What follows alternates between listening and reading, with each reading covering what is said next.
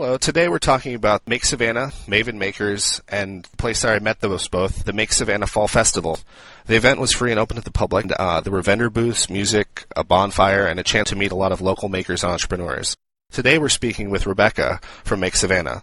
So, hi Rebekah. Hey Sean, thanks for having me. Could you please explain in your own words like what Make Savannah is and what Make Savannah does? Absolutely. Make Savannah is a networking group and a collaborative of creatives here in the Savannah area. And it functions as a department of Clark Creative Communications, which is a marketing and advertising studio in downtown Savannah. Clark Creative plans and implements a variety of maker markets in the hostess city. We manage Make Savannah's social media and seek strategic community partnerships with airports, hotels, and businesses in the tourism industry, serving as a thought leader in community connectedness and a shop local movement. And then all of that also kind of means, to me, entrepreneurial support. And so today we're going to kind of talk about the Fall Festival, which was a joint venture between Make Savannah and Maven Makers. So Rebekah, like, what do you think that the result of that Fall Festival that we met at? The Make Savannah Fall Festival that you're speaking of, we just had our second fall festival over at Maven Makers, which is a partner of ours here in the Savannah community. And so we do a big festival every fall where we open it to the public, invite the makers to come and do a pop-up shop essentially. And this year we had a beautiful kind of winter wonderland with Christmas lights and fire pits and s'mores and the whole 9 yards. And it was great to meet you there. And then we got a lot of great feedback from the community just about shopping local and discovering new brands and makers that kind of build the fabric of Savannah here in the community and specialize in those handmade, really unique Savannah made and inspired goods. You have like an organization where people can kind of join as members and then they kind of have a community where they can share information and have meetings. Is that how you would characterize Make Savannah? That's right. You touched on it a little bit. Make Savannah is a department of Clark Creative Communications, and we're a marketing and advertising studio in downtown Savannah. And so we're led by our CEO, Carrie Clark Phelps, who is actually Savannah's Entrepreneur of the Year. And she is very much an entrepreneur and has that kind of that heart for the maker community. Make Savannah is a passion of hers and a passion project of hers. She grew up in a maker family and is a maker herself. So she has lots of different brands, and Make Savannah does function as a part of Clark Creative, and we do strive to help others, other makers in the Savannah area to be a marketing platform for them and a networking group. So, yeah, I thought that was really interesting when I was looking up Carrie. So she has a soap and body wellness brand called Salacia, and so I think that that's a critical component that, you mentioned that, like, I'm not just a vendor, I'm not just a PR person, but I make things too, or like that's sort of like the inspiration, at least in part. Exactly. Yeah. And I also have a local brand. So we're both, very wired that way. And my background is PR, and I was hired here at Clark Creative over a year ago. And so Carrie and I worked together to really, make Savannah, a special platform for those other small businesses and entrepreneurs here in the community. So I think you guys have an interesting relationship, at least from the outside. The idea that Maven Makers is a maker space. And so I also met Ty Donaldson, who was kind of your partner and co-host on that event, that fall festival. And to explain that, it's a place where there's like equipment and space that you can kind of rent, almost like a gym membership, that people from the community can have a place to make things, and then maybe that can mean all sorts of things. It could be making products, it can be making artwork, it can be making things as a startup. And so can you tell me anything about like how you guys ended up partnering together and how that relationship has grown? Sure. So Make Savannah looks for strategic community partnerships to benefit our member network. Maven Makers is one example of just one of the many organizations that we work with across the hostess city. And we love Maven Makers. They have a great event venue. And so, as I said, we do have our fall festivals and spring festivals at that location. We also partner with a group called Abode Studios. And so there are other maker spaces in the community that really cater to the maker community. And it's spaces where they can go and create, whether it be furniture, art. Many of these maker spaces offer workshops and studios that are open to the public where you can come and learn to sew or learn to paint on canvas or build a coffee table or whatever, that may be. So Make Savannah is definitely looks for those kind of community partners that support our member network. I think a starting point for a lot of people is that they're kind of like hobbyists, or like maybe there's even just an element of play involved, and that Make Savannah is an opportunity to kind of like help people think about like, oh, well, you do this, maybe you could make it as like a kind of startup business, or you could think of it in terms of like how you could make a business out of it through what I see as like they're sort of pop-ups. Right. So like, you mentioned that you have a spring and a fall pop-up. Is that something that like, is that something that has evolved over the years, or is that something that like, is continuing to evolve, or can you explain like what that's all about? Yeah, absolutely, Sean. That's a great question. In fact, Make Savannah was one of the thought leaders when it comes to pop-ups in the Savannah community. Now it seems like that idea has taken off and everybody's doing it. But this idea really began with Make Savannah in 2016. Carrie, our CEO, hosted the very first Make Savannah pop-up right here in her home, in fact, and then later on in our Clark Creative studio, where we invited makers to come and literally just set up shop inside of our conference room, and invited people to come check out the goods. But this idea of the spring and fall pop-ups, again, that's something that it seems a lot of people are now doing. They're having big festivals or big, night markets where makers are coming to set up and the community comes to shop. But what we really are doing to kind of set ourselves apart from everyone is offering strategic pop-up shops. So we take that a step further, and rather than just having a festival where anybody and everyone can come, we've partnered with established brands that are already maybe have storefronts in downtown Savannah. We recently did a pop-up with Kendra Scott, who is a well-known jewelry maker here, and it actually is a national brand. And we hand select from our member network makers who would be a good fit for that brand.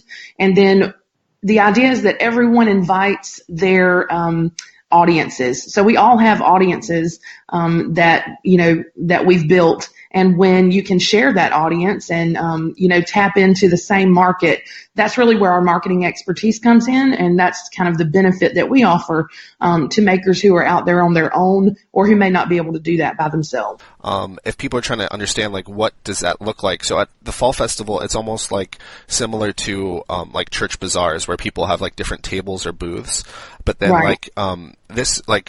your events, like they take it like one step further. So people have kind of like, let's say, like beautiful tents, and I've seen some arrangements where someone had like a trailer that was like I think it even won maybe like best booth, that it looked, did, yeah. It looked like a sort of like camper trailer, and it looked like sort of like something that stepped right out of a catalog. That's cool that you recognize that. We really do strive to kind of bring the retail shop to Make Savannah. And so we do look for kind of a standard of maker, and we go for a really high quality brand. This is not your typical arts and crafts fair. This is a brand that is curated and very thoughtfully put together with a membership base. These makers are uber talented. I mean, they many of them source their materials or their ingredients locally, and we like to say that they're Savannah made and inspired. So if you're part of our network, then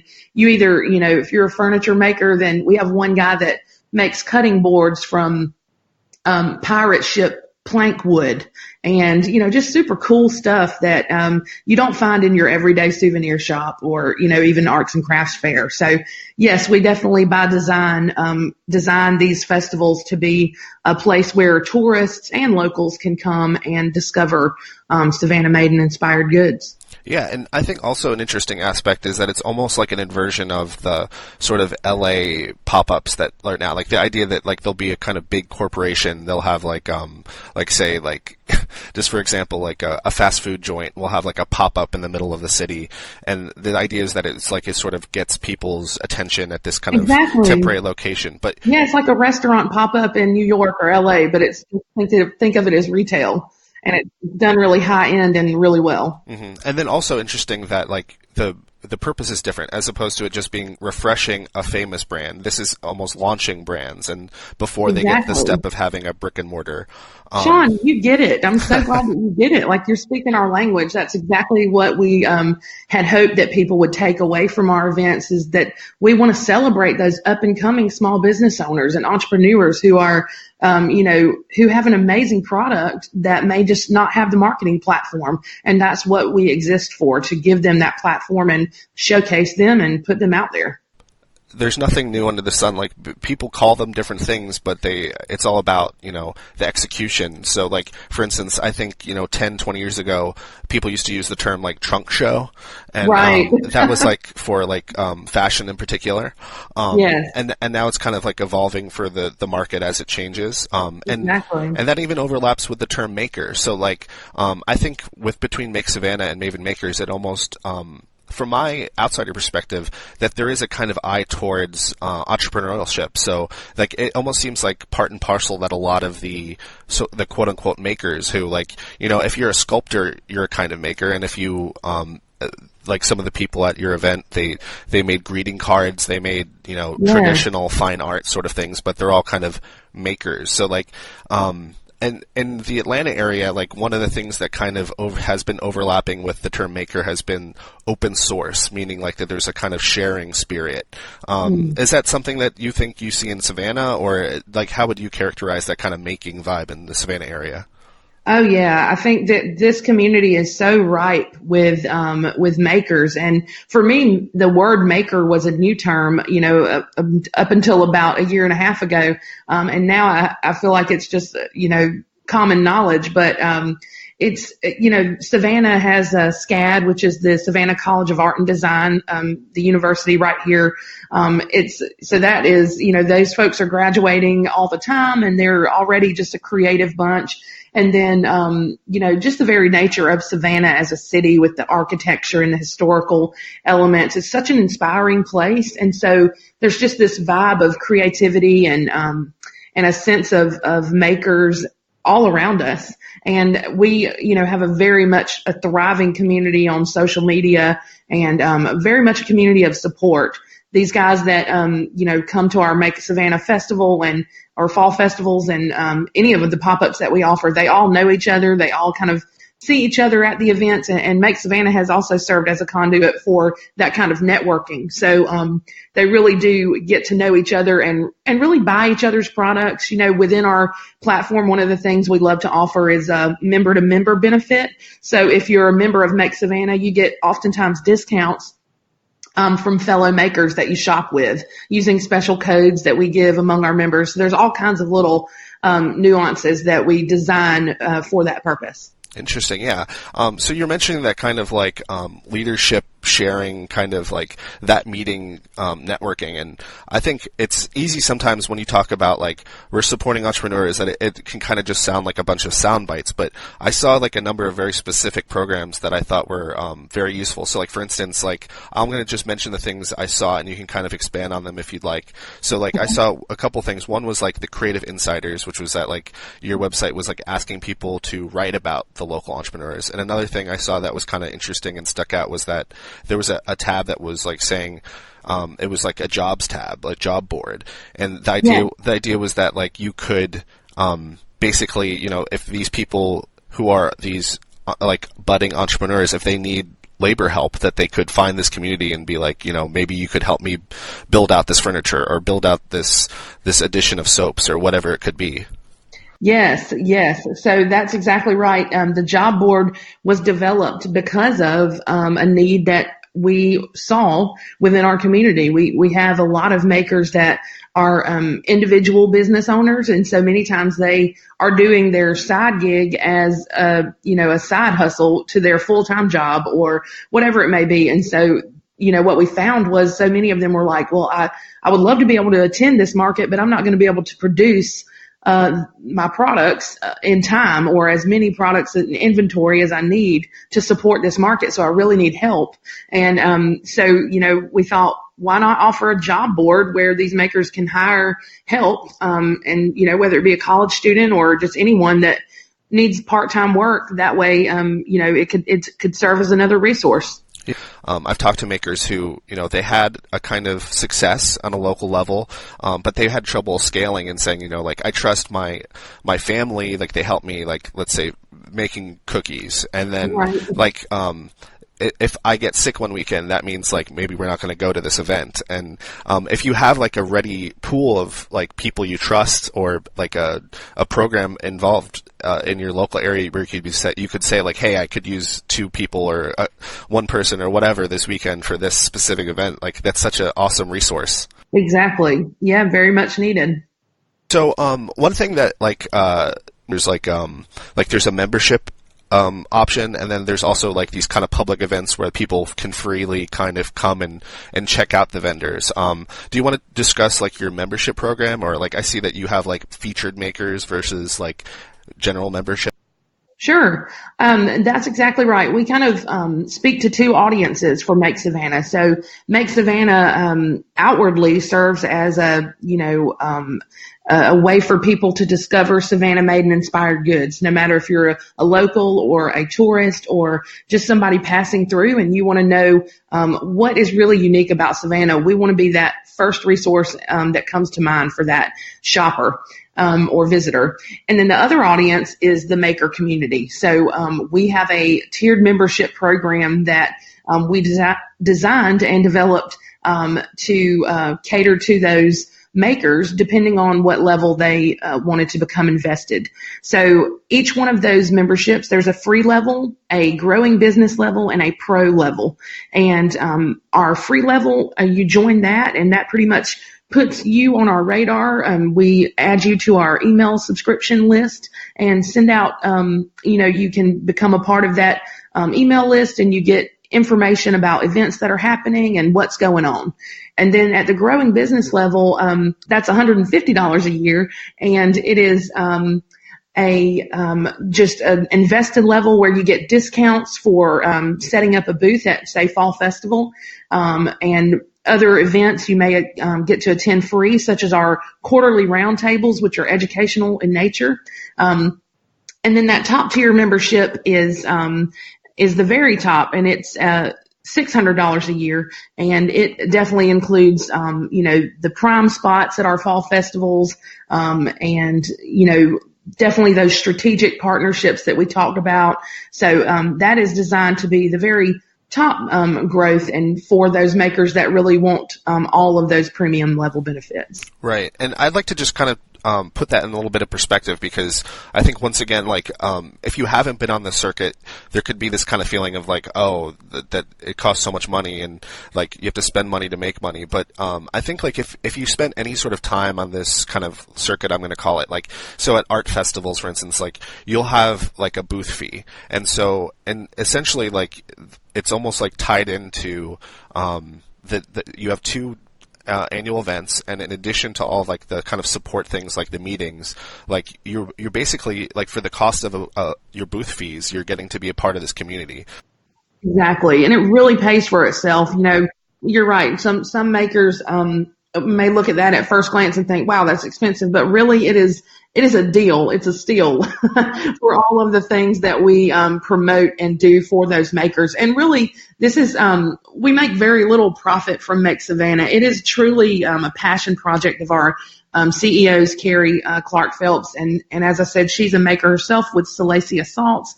So she really does understand the maker's mindset and what it means to go and pop up shop and have to promote yourself. And we designed Make Savannah to really help these makers and to grow their brands. And Clark Creative's whole mission is to accelerate brand growth. And that's what we do as we apply it to that maker community. And so, like, as we're kind of wrapping up on the major points, I kind of wanted to be a little bit frank about, like, the relationship people have with things like Make Savannah and Maven Makers, where, so small businesses, sometimes they come into this, like, trying to be an entrepreneur. Sometimes they succeed. Sometimes they might go back to being an employee at like a different brand. But do you kind of see like a trajectory or like a exit plan, or like do you kind of picture that someone might go to Maven Makers, they might learn about Make Savannah, they might make a product, and that like eventually they might try to have like a brick and mortar store in Savannah? Or like do you have any sort of vision of what is the ideal relationship someone might have with this community? Wow, that's a great question. I think for us initially, it's about giving them the tools that they need to be successful. And, if they were to be able to grow their audience and, have that kind of the resources it takes to open their own brick and mortar, that would be a dream. And we would applaud them and cheer them on in that effort. So absolutely, I think that would be the best possible outcome. Yeah, and the reason I kind of bring that up is because I think, once again, talking about evolution, that it used to be that was the only option. It used to be that, like, eventually, you want to be the next store on the corner of downtown, but nowadays, like, there's online stores, and once again, circling back to the concept of pop-ups, I've talked to a number of people that, in the Atlanta area who, part of their business is that, pop-ups is just now kind of a permanent state, like that. So in this Atlanta area in particular, there's a lot of people that have like their roots, but like they might have a store for a while and then they might just sell at markets, or they might have like a store in different small towns, and then like some of them thrive and some of them it makes more sense to do like temporary Right. things. So Right. I think that's interesting too, that it's not all about like you do the pop-up as a temporary thing and then you need to look for something else. Like, I think it's also possible in this state that sometimes that's the way some businesses stay, is they stay as a kind of like transitory or like kind of more mobile option. Exactly. I mean, if you think about, food trucks and mobile trucks, I've seen such an evolution in that market as well. And so it may be just a business model for some that simply just want to do pop-ups. So I will say I applaud these makers that are in our network. It's a lot of work to come out to these markets, and many of them I know that they call it a season around here in Savannah. It's like fall season is the pop-up season, and they go every single weekend, and many times for 8 hours a day, where they literally set up and break down and take their tables or their campers or their marketing materials and their tablecloths and their lights, and they unpack all this stuff and set up shop, and just to meet people and just to market their brand and just to sell their product, and many times not make a lot, so I applaud them. And we are just such a thought leader in buying local and shopping local and supporting local, because when you do that, you're not only supporting your maker and your individual, but you're supporting your community where you live, work, and play. And that's really what it's all about. So yeah. And another cool thing too is like when you talk about supporting local, sometimes it just kind of sounds to some people as if you're saying like, well, support this person versus that person, and it's all the same to me. But one thing they might not realize is that when you're supporting a local person and then maybe you have a custom job, maybe, if you're talking to someone and you have like a specific vision for furniture, for example, that's a different relationship than if you're just going to a corner store. Like if you're just going to a department store, they're not going to be able to build a special crib. But like if you're talking to an individual, you have that access, and that's in some senses it's kind of priceless to be able to have that one-to-one, like, oh, I know your work, I appreciate your work, and like you said, like I'm not just supporting you by buying this product, but by keeping you a business, like I'm having you in my community, right? Exactly. Yeah, that's a great point. I mean, you become, it's like knowing where your food comes from in the food world. When you have your relationship with your farmer, you understand how far that Brussels sprout traveled to get on your plate, versus if you're in Savannah buying it from California, same thing with the makers. You know them individually, and you can certainly request a custom piece or work with them on an art rendering of your business. One of our makers does that and has been really successful in painting hotels or whatever the customer's business may be. So certainly you definitely benefit from having that personal relationship. I think in the past, like one of the big touchstones was magazine ads, and I saw that you had placed ads in Women's Day and Redbook. These were like the biggest magazines that my mother read as a child. And I was just wondering if you wanted to share like any stories of like what has your work been with Make Savannah? Like, has it evolved over time? Like the sorts of things you've done, different responsibilities? Oh, sure. So I guess when I first came on with Clark Creative, it was August of 2018, and Make Savannah, it had been created and the idea was conceived, but before my role, there had not been a real dedicated employee to kind of really fostering this program. So it's been so rewarding to be able to apply my skill set and background to Make Savannah, and to, with Carrie's guidance, be able to create that tiered program and, go out and recruit these makers. And for me, when they find out that I also have a brand, then that's kind of common ground for us, and we connect on that level. And then I get to do a lot of media relations with Make Savannah, so marketing and promoting our festivals and events, and also social media promotions. And that's all my background. So it's been wonderful and very rewarding to kind of grow the program and just see it blossom. Yeah, I think that can't be overemphasized. The idea that once you're like a peer, that like you've also done the same kind of grind. It's like, I know that we can see eye to eye, right? That Exactly. there's a certain shared understanding. These are my people. So now, like, it just so happened to work out that the Fall Festival was November 9th, and we're talking today. Just around the corner from a pretty big sales event for the whole country, which is we're having first Black Friday, then National Small Business Saturday, and then there'll be Cyber Monday. So that one in the middle is the special one that maybe hasn't been talked about enough. So on November 30th, this coming Saturday, it's something that it's drawing an eye specifically towards the people that you work with and yourself, the sort of small entrepreneurs that are out there too. So do you have any sort of thoughts on National Small Business Saturday? Absolutely. And we're just so excited that, this podcast came at the right time. It's what a big weekend for small businesses and entrepreneurs everywhere. We like to say at Make Savannah that, it's Small Business Saturday this Saturday, but we're small business every day. And we've developed a store. It's like an online store on our website, makesavannah.com, that I encourage all your listeners to check out. It's called Shop Savannah Made. And on this page of our website, we have a ton of our makers' products featured. So there's categories from books to food and beverage to skincare and home fragrance, luxury pet products, even jewelry and accessories. And all of these items are handmade and Savannah inspired. So many of them are Southern, many of them are coastal. Things like sustainable cork wallets and purses, small art prints, dog bandanas, blue crab kitchen towels, just all kinds of really unique items that are really special and representative of our collective group. So I definitely encourage you to shop small and give those makers some love on Small Business Saturday.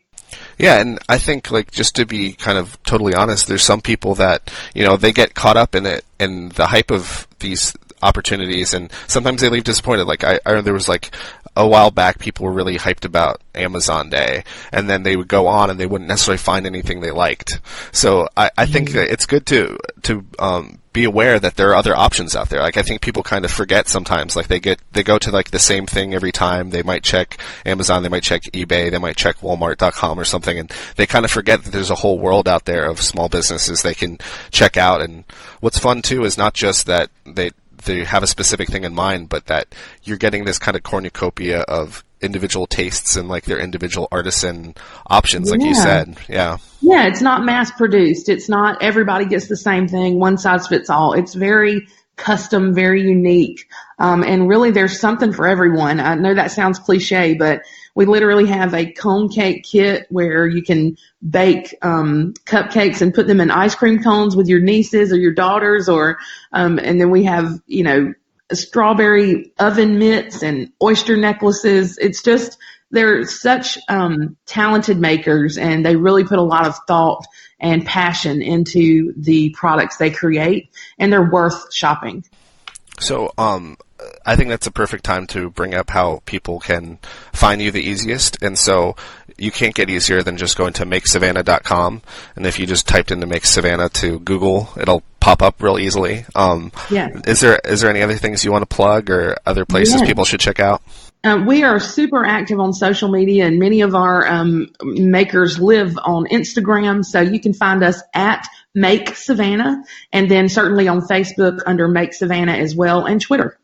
Great. Well, so great talking to you, Rebekah, and hopefully we can hear from you again. And I hope the Small Business Saturdays get a big success for you and all of your peers. Thank you so much, Sean. We really appreciate you having us today.